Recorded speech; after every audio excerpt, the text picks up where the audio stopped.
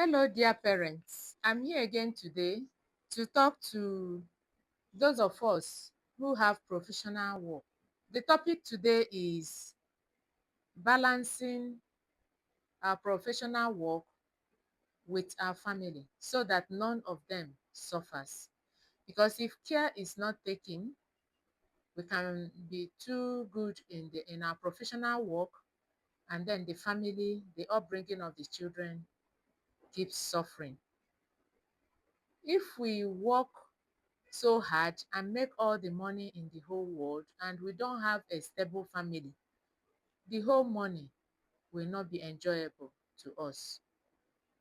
Neither will it be to our families. On the other hand, we cannot say we should not work hard so as to be looking after our family, because you can't run a family without money. So there is the need to balance the two. So when we talk of the family, we are talking of our spouse, for those of us who are married, the children, and then the professional work. When we talk about spouse, ourselves are included, because somebody can ask, what of myself? Where do I fall in? Before we finish the talk, we will know that you are in that first group, the spouse. So the target should be to balance professional work with our family activities so that there'll be a good balance between the two. When you bond well with your family, you are building the future for your children and for yourself. Because if the children are raised up well, you will also benefit from it in future. And the children can stand on their feet and they can fit in to any place. So that's why it is important that we should know that the family is the topmost priority in all that we are talking about. That you give your children proper upbringing is that you are available in the home. If you are absent and you are giving command, or you are giving money for somebody else to do it, they may not do it the best way. And God knows that you can do it and entrusted them to you. Children are gifts, and God gives to those whom He knows that can take care of them well, whether they are your biological children or not. You cannot say that because you have a family, therefore you should not be working well in your professional work.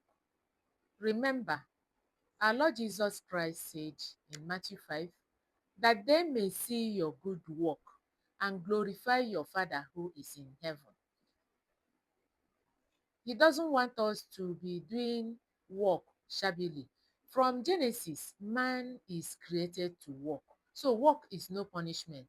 And from work, we earn a living. We have to do it in an excellent way. That's why we are making this video, to see how we can balance the two and none of them suffers. As we are talking, the first thing to take into consideration is, how do I handle the children if your family has multiplied? There are two major ways of taking care of the children as a professional, because you have to go to work and the children have to be taken care of. It's either you employ a professional nanny whom you have interviewed, whom you know the background, who can do that work well, and provide your home with CCTV cameras that you can monitor with your phone from wherever you are. Or you send the children or the child to school, daycare, depending on the age, daycare, primary school, or secondary school. It depends on their age. Many people prefer daycare because it's not only one person that takes care of the child there. The management take care of the children, the teachers or the nannies employed also take care of the children. And you know, two heads are better than one. So when you have sorted that one out, you monitor from your office. Monitor what is going on with your child or with your home if you left the child at home. Call the house often if you left the child at home. And try to have the CCTV that you can listen to conversations, and the type that can alert you if the baby is crying, so that you know what is making the baby to cry. We are lucky to have these gadgets nowadays. They help a lot. Then for you to not to go too late to office, because you have to maintain a high prestige as a professional, you have to start preparing for the next day from the previous day. If you are going to work tomorrow, you are supposed to start this evening preparing for that tomorrow by arranging and packing the work bag, both your own and the children, if the children are going out of house. Even if the child is left in the house, you are supposed to put the things the child will need together, so that the nanny will not say, I ran out of this or I didn't see this. So you start the previous night, then make a to-do list, the things you are to do, so that you don't forget any of them. If the kids are going to school, bring out their uniform, pack their bags, bring out their stockings, the shoes, and everything they will need. Keep them where in the morning it will be easy to use them and dress them up. Let them out, probably on the couch in the parlor. Start preparing the breakfast the evening before the morning. Get the things ready so that in the morning it will be easier to put things on fire and it wouldn't take time and everything is ready. These things I'm saying should not be left for only one person where there is a husband and wife. If two of you are going to work, everybody should participate. This is the family of the two of you. Gone are the days when everything is left for the woman. And in the modern era, those days the women don't go to work. They are just in the house. The house is their own work. But now that the man and the woman go to work, the things have to be done together. Then if you have children who have grown a little, they should participate in these things. Assign duty to everybody. Let every child know what to do and help out in all these things. As they are helping out, they are learning. You are building their future. Assign function to everybody. Let the family eat their dinner on time so that children can have enough sleep. Don't allow children to be watching television into the night, which will now shorten their night sleep. They need a good number of hours of sleep to grow well for their mental development and physical development, emotional development, and every other thing. They need sufficient sleep. So they should eat their dinner on time and go to bed on time. This can be possible when you have a menu, so that if you have a house help at home, we know what the family will eat for dinner and start preparing it before you come back, or before you now come and finish up. Everything in the home should have time. If the children will watch television, let there be time. If they should watch for 1 hour, yes. If 30 minutes, yes. They should have time to do their homework and prepare for the next day. It is what you parents do that these children learn. There are homes where children don't go late because their parents don't go late. They learn more by what they see than by what you say. Weekends are not just weekend for working parents. You should know the things that should be left for the weekend, maybe laundry, shopping, family activities, games, you know the weekends of the month that you do what. Plan in time so that you will have sufficient time for everything. When we plan ourselves, we multiply time. When there is order, you multiply time. But when there is disorder, you waste time. So review the schedule you make. If you have menu, if you have a timetable of activities and things like that, review it periodically. Let it not be as it was in the beginning. Children are growing, the family is growing, you are gaining more experience. It shouldn't remain the way it was from day one. If anything happens that you will come home late, let your spouse know, let the children know, because the family is supposed to eat together. There should be time, especially for dinner and breakfast. In the afternoon, people are at different places. So if you will be late for that dinner, let them know in time. Tell them why. You are building something by doing this. It bonds the family together. The love grows.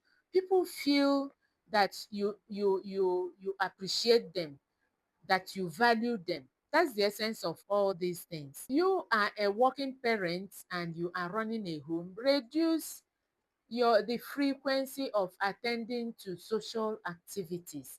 Attend the ones that are necessary. It's not every weekend you are out. Where will you find the time to meet up with all we are saying? And the same as time on social media, films, and all these things. If you value your family, you should moderate how these things are done, the time you spend on each of them. Try to achieve excellence at your work.